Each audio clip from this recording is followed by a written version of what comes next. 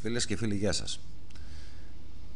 Στο σημερινό θέμα θα δούμε κάποια γκάλωπ τα οποία είχα φροντίσει να ανεβάσω λίγο καιρό πριν, περιμένοντας να βγει αυτό που βλέπετε σήμερα και που ακούτε σήμερα, δηλαδή το Διεθνές Νομισματικό Ταμείο, το οποίο δεν το είχαμε ανάγκη, στο οποίο δεν θα πηγαίναμε καθόλου,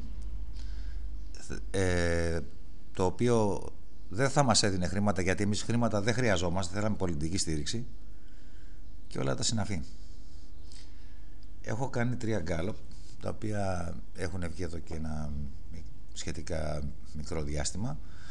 Ας δούμε λοιπόν την πραγματική ροή και τις πραγματικές απαντήσεις σε πραγματικά θέματα και όχι στα εικονικά στημένα γκάλωπ που βάζουν πολλοί.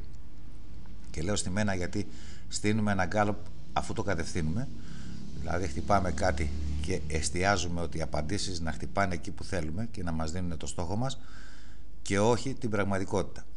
Επειδή εμένα δεν μ' άρεσε ποτέ αυτό, βλέπουμε τον πραγματικό στόχο και μάλλον τους πραγματικούς στόχους και τη δυνατότητα επιλογής. Δεν εστιάζουμε με μία μόνο απάντηση, και αυτό είναι το νόημα, αλλά δίνουμε δυνατότητα με τα γκάλωπ αυτά να διαλέξουμε, να έχουμε περισσότερες επιλογές στο τι μπορεί να μας εκφράζει καλύτερα. Ας δούμε λοιπόν τα γκάλωπ, να σχολιάσω μόνο τα γκάλωπ με την έννοια που έχουν βγει και ένα πολύ γενικό μήνυμα, το τι παρουσιάζει το καθένα, και μετά θα κάνουμε εξειδίκευση στο κομμάτι αυτό. Να θυμίσω ότι το γκάλωπ αυτό έχει γίνει με περισσότερες απαντήσεις, όπως και αυτό εδώ το γκάλωπ, και το τελευταίο γκάλωπ έχει μόνο μία απάντηση θα μπορούσε να δώσει ο καθένας, ενώ εδώ μπορεί να δώσει παραπάνω από μία. Ποια κατά τη γνώμη μας λοιπόν, ευθύνεται για την κρίση, ποιοι κατά τη γνώμη σας ευθύνονται για την κρίση, είναι το πρώτο ερώτημα. Αν φταίνε όλοι αυτοί εδώ που βλέπετε, και βλέπουμε σαφέστατα ότι στην πρώτη θέση μακράν φταίνε όλοι οι πολιτικοί. Στη δεύτερη φταίνε όλες οι τράπεζες, και πάει λέγοντας. Σαφέστατα όμως εδώ λένε ότι φταίνε οι πολιτικοί. Ας πάμε και στο δεύτερο και θα μπούμε έτσι και πολύ γενικά πράγματα στην διαδικασία. Ποια είναι τα αναγκαία μέτρα για την έξοδο από την κρίση? Η μείωση βουλευτών στην πρώτη θέση, αναζήτηση όσων έκλεβαν δεύτερη θέση, πολύ κοντινά νούμερα, τα βλέπετε, τα έχω ξεχωρίσει και με χρώμα.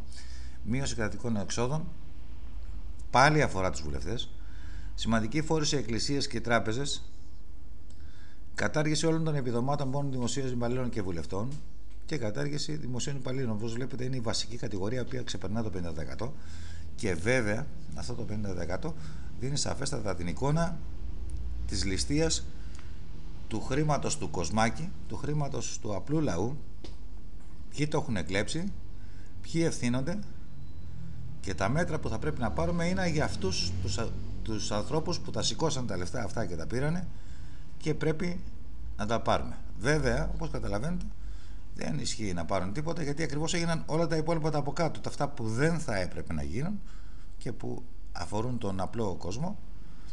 Αυτά ακριβώς τα μέτρα πάρθηκαν, και όχι όλα αυτά τα πάνω που ήταν στην πρώτη προτεραιότητα. Αυτό είναι λοιπόν το γκάλωπ. Μας λέει ότι οι κλέφτες, οι λοποδίτες είναι στο απειρόβλητο απ' έξω, κατηγορία πάνω από 50%, και όλος ο απλός κόσμος που είναι από εκεί και κάτω είναι αυτός που πραγματικά τον βάζουν να πληρώσει. Και ας δούμε και ένα τελευταίο γκάλωπ. Ποια θα ήταν η χειρότερη επιλογή του Πρωθυπουργού για να βγούμε από την κρίση, και ταυτόχρονα αυτό θα σήμαινε ότι δεν είχε συνέπεια στο λόγο του. Βλέπουμε εδώ ότι ο Πρωθυπουργός βγήκε και είπε: δεν χρειαζόμαστε τίποτα, δεν θέλουμε τίποτα, δεν έχουμε ανάγκη τίποτα, θέλουμε μόνο πολιτική στήριξη, δηλαδή δεν ζητάμε. Και φτάσαμε στο Διεθνές Νομισματικό Ταμείο. Και βέβαια η χειρότερη επιλογή που θα μπορούσε να κάνει είναι ακριβώς αυτή που έκανε. Δεν υπάρχει χειρότερη, γιατί ακόμα και η πτώχευση έχει το χαμηλότερο ποσοστό. Εδώ στο συγκεκριμένο ερώτημα η απάντηση είναι μόνο μία, και βλέπουμε ότι ήδη η επιλογή που θα μπορούσε, η χειρότερη επιλογή που θα μπορούσε να κάνει είναι να δανειστούμε από το Διεθνές Νομισματικό Ταμείο. Όπως βλέπετε, και στα 3 ερωτήματα δούλεψαν ανάποδα, όπως βλέπω, όλα ανάποδα σε σχέση με αυτά που έπρεπε να γίνουν. Ό,τι διαφορετικό, ό,τι δεν έπρεπε να γίνει, έγινε. Και ό,τι έπρεπε να γίνει, δεν έγινε. Αυτό λοιπόν μας έδειξε το γκάλωπ αυτό, τα γκάλωπ μάλλον αυτά, μας δείχνουν και θα είναι ένα καλό μηνυματάκι για τους έχοντας την εξουσία, γιατί πρέπει να ξεκαθαρίσουν αρκετά πραγματάκια. Λοιπόν, κάπου εδώ θα κλείσω το βίντεο και θα μπω σε επιμέρους ανάλυση στο κάθε ένα θέμα ξεχωριστά, με τα σχετικά του σχόλια.